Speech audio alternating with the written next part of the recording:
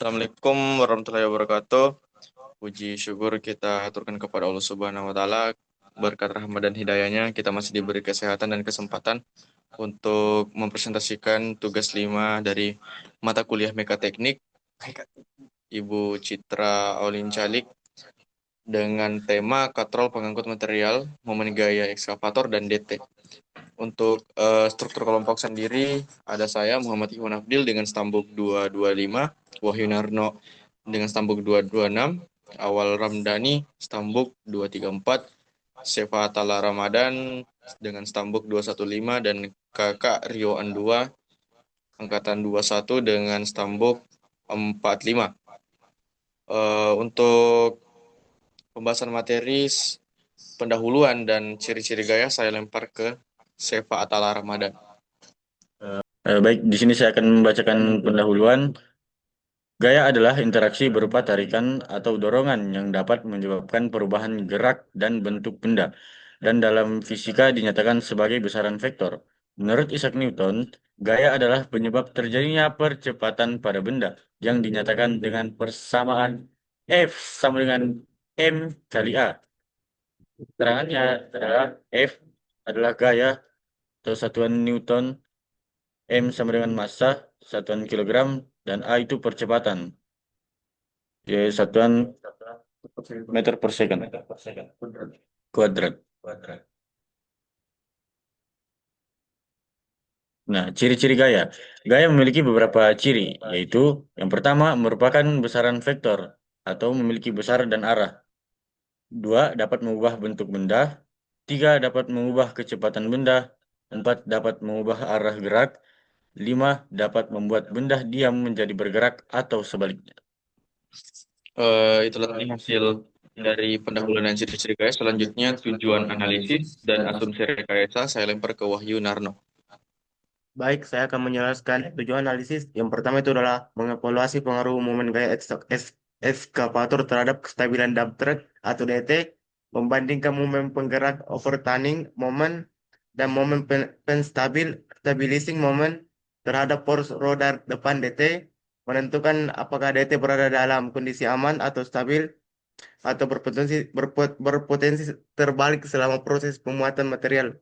Asumsi rekayasa untuk menyederhanakan dan memfokuskan analisis digunakan asumsi berikut. Yang pertama adalah sistem dianalisis sebagai masalah statistika, kecepatan rendah, efek dinamis diabaikan. Yang kedua adalah semua gaya bekerja dalam bidang vertikal lereng.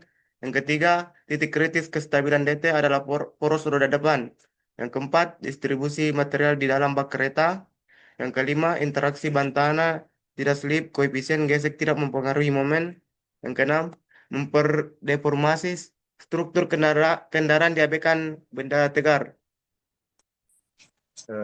Itu tadi hasil presentasi tentang tujuan analisis dan asumsi rekayasa. Lanjut ke inti materi untuk Zoom ini, yaitu contoh kasus yang akan dibawakan oleh Awal Ramdhani.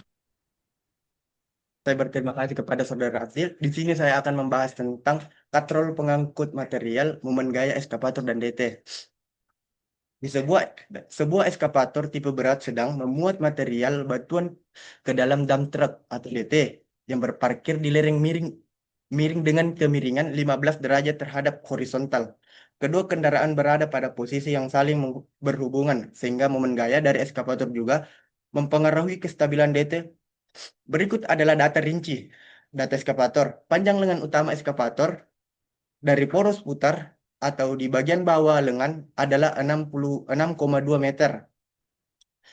Lengan baket membentuk sudut 30 derajat terhadap lengan utama dan panjang lengan baket 2,8 meter. Gaya yang dihasilkan oleh sistem hidrolik ekskavator untuk menahan material dan baket adalah 12.500 Newton, bekerja sepanjang sumbu lengan baket menuju ke atas dan ke depan. Titik poros ekskavator berada 1,8 meter di atas permukaan lereng dengan posisi 3,5 meter di depan poros roda depan DT. Data dump track berat kosong DT termasuk bak adalah 25.000 Newton dengan titik berat terpusat berada 2,2 meter di atas permukaan lereng dan 1,7 di belakang poros roda depan. Material batuan yang dimuat memiliki volume sekitar 4,5 meter kubik dengan massa jenis 2.600 kilogram meter per meter kubik terdistribusi secara merata di dalam bak. Sepanjang panjang bak DT adalah 5 meter dengan ujung depan bak berempitan dengan poros roda depan DT. Jarak antara poros roda depan dan belakang DT adalah 4,8 meter. Koefisien geseknya antara ban DT dan permukaan lereng adalah 0,35. Tidak digunakan untuk perhitungan momen, namun diberikan sebagai konteks. Catatannya, semua perhitungan momen dilakukan terhadap poros roda depan DT sebagai titik acuan kestabilan DT dan gaya-gaya harus diuraikan menjadi komponen yang tegak lurus terhadap permukaan lereng karena lereng adalah bidang kerja yang relevan untuk kestabilannya. Yang ingin ditanyakan yang pertama itu, berapakah besar total momen gaya yang dihasilkan oleh eskavator akibat gaya hidrolik yang menahan material dan bucket terhadap poros roda depan DT. Yang kedua itu, berapakah besar momen gaya yang disebabkan oleh berat DT kosong dan material batuan terhadap poros roda depan DT. Yang ketiga itu, berdasarkan perhitungan momen di nomor 1 dan 2, apakah DT akan terbalik ke depan, ke belakang, atau tetap stabil? Jelaskan dengan membandingkan momen pergerakan dan momen penstabilan, serta hitung margin stabil, selisih antara momen penstabilan dan pergerakan. Yang pertama itu, untuk soal nomor 1 itu kita jawab momen gaya akibat eskavator terhadap roda depan DT. Yang pertama itu kita cari geometrik sistem eskavator, di mana lengan panjang utama itu 6,2 meter, panjang bucket itu 2,8 meter, sudut bucket terhadap lengan utama itu 30 derajat. Jarak efektif bekerja dari poros putar eskavator atau lengan totalnya itu L1 ditambah L2 dikali cos 30 derajat. Di mana L1-nya tadi itu 6,2 ditambah 2,8 dikali. Kalau dibawa ke perhitungan 30 derajat itu sama dengan 0,866. Jadi 2,8 dikali 0,866 itu sama dengan 2,43. Jadi jumlah antara panjang keseluruhannya itu 6,2 ditambah 2,43 itu sama dengan 8,63 meter. Yang kemudian itu untuk menjawab pertanyaan satu kita perlu mencari jarak horizontal ke poros roda depan DT. Jarak poros horizontal ke depan DT itu sama dengan 3,5 meter. Jarak eskavator sampai dengan DT itu sama dengan 8,63 ditambah 3,5 itu sama dengan 12,13. Yang selanjutnya kita mencari komponen gaya eskavator tegak lurus terhadap lereng. Diketahui tadi itu gaya hidroliknya itu sama dengan 12.500 Newton. Di mana kemiringan lerengnya itu sama dengan 15 derajat. Jadi komponen tegak lurus lereng F1 itu rumusnya itu F1 sama dengan F dikali cos 15 derajat. Di mana diketahui tadi gaya hidroliknya itu atau gayanya itu 12.500 dikali. Kalau dibawa ke matematika, 15 derajat itu, cos 15 derajat itu sama dengan 0,966. Jadi, F1 itu sama dengan 12.075 Newton. Selanjutnya, untuk mencari jawaban dari nomor 1 itu, kita harus mencari momen eskavator terhadap roda depan DT-nya. Rumus momen gaya kan yang diketahui itu F dikali jarak. Gaya dikali jarak. Jadi momen eskavator itu 12,12.075 dikali dengan 12,13 jarak dari eskavator ke DT. Jadi didapatkan itu sama dengan 146.400 Newton per meter. Newton meter. Arah momennya, momen pergerakan ke depan, membalikkan DT ke depan. Yang kedua itu kita mencari momen akibat berat DT kosong ditambah material batuan.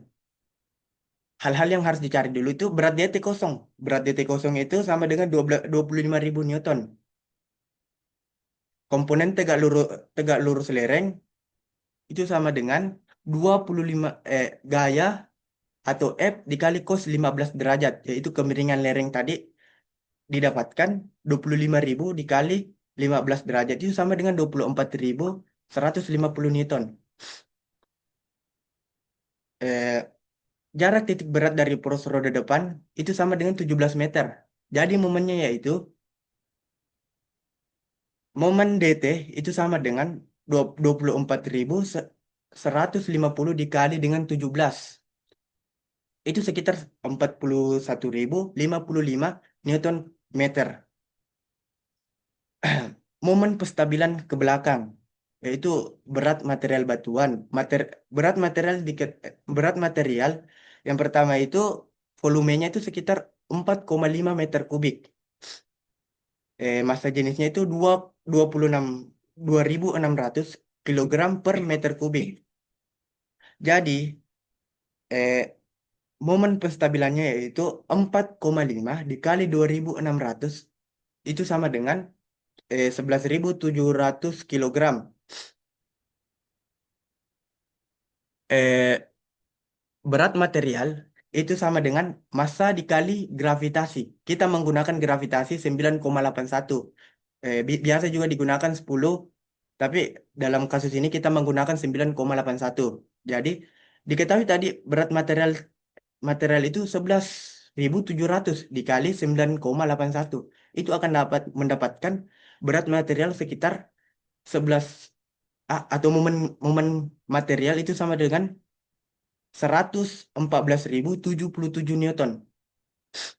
Komponen tegak lurus lereng di mana momen material itu dikali dengan cos 15 derajat. Cos 15 derajat itu kemiringan lerengnya. Jadi 114.077 Newton dikali dengan cos 15 derajat itu sama dengan 110 110 110.900 Newton.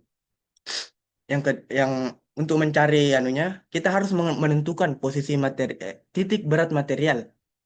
Diketahui tadi panjang baknya itu 5 meter. Ujung depan bak itu sama dengan poros roda depan.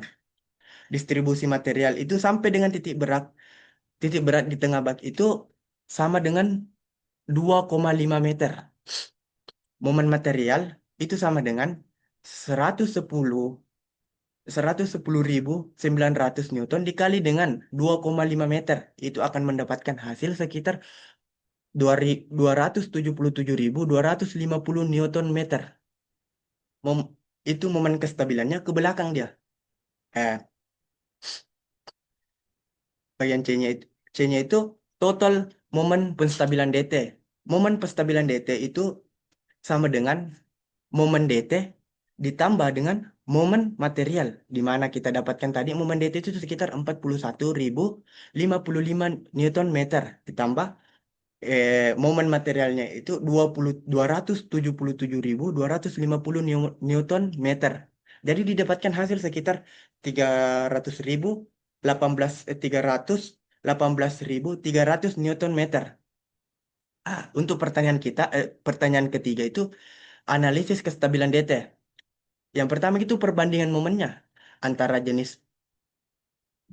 didapatkan data jenis momen eskavator mendapatkan nilai sekitar 14.000 yang dimana satuannya itu Newton meter, yaitu sekitar 146.400.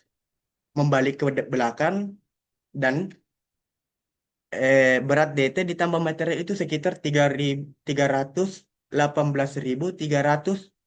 menahan ke belakang. Margin kestabilannya itu sama dengan kita untuk menentukan analisis kestabilan DT, kita perlu menentukan dulu margin kestabilannya, di mana marginnya sama dengan margin kestabilan dikurangi margin eskavator, di mana margin kestabilannya itu 318.300 dikurangi margin eskavator itu sekitar 146. eh sorry, saya ulangi tadi, margin itu sama dengan momen stabil dikurangi momen eskavator. momen stabil tadi didapat sekitar 318.300 dikurangi 146.400. Itu satuannya NM-nya. Jadi marginnya itu sekitar 100, didapatkan hasil sekitar 171.900 Newton meter. Jadi dapat disimpulkan untuk pertanyaan pertanyaan nomor satu itu, momen akibat eskavator itu sekitar 146.400 Newton meter momen penggerak. Sedangkan nomor dua itu momen akibat berat DT dan material itu didapat sekitar 318.300 Newton meter. Itu momen stabil. Yang ketiga, untuk soal ketiga itu didapatkan kesimpulan kondisi kestabilan DT itu ditetapkan stabil. Ah, Sekian, karena kenapa dikatakan stabil? Karena momen penstabilan jauh lebih besar daripada momen penggerak. DT tidak terbalik dengan margin stabil sekitar 172 kilonewton. Sekian dari pembahasan yang saya dapat. Sekian dari pembahasan saya. Saya kembalikan kepada moderator. Itulah tadi hasil pemaparan sedikit tentang ekskavator dan DT. Untuk kesimpulan analisis dan rekayasa, kita dapat menyimpulkan bahwa yang pertama itu dump truck berada dalam kondisi stabil selama proses pemuatan. Terus yang kedua, momen penstabil yang dihasilkan oleh berat DT dan material jauh lebih besar dibandingkan momen penggerak dari ekskavator. Ketiga, dengan margin stabilitas kurang lebih 54% dari momen penstabil, sistem memiliki tingkat keamanan yang baik untuk kondisi operasi statis. Dan yang keempat itu risiko terbalik tidak signifikan selama yang pertama, posisi ekskavator tidak semakin maju. Kedua, beban tidak terkonsentrasi di ujung depan bak. Yang ketiga itu sudut lereng tidak bertambah. Untuk rekomendasi rekayasa, kami merekomendasikan untuk mempertahankan posisi ekskavator agar jarak terhadap DT tidak lebih dekat dari kondisi analisis. Yang kedua itu distribusi material, penempatan dalam bak. Yang ketiga, hindari pemuatan lereng lebih dari 15 derajat tanpa analisis ulang. Untuk desain keselamatan tambang, berdasarkan faktor keamanan momen lebihnya itu 1,5. Terima kasih. Itulah tadi hasil pemaparan dari kami yang berjudul Kontrol Pengangkut Material, Momen Gaya Ekskavator dan DT. Wassalamualaikum warahmatullahi wabarakatuh.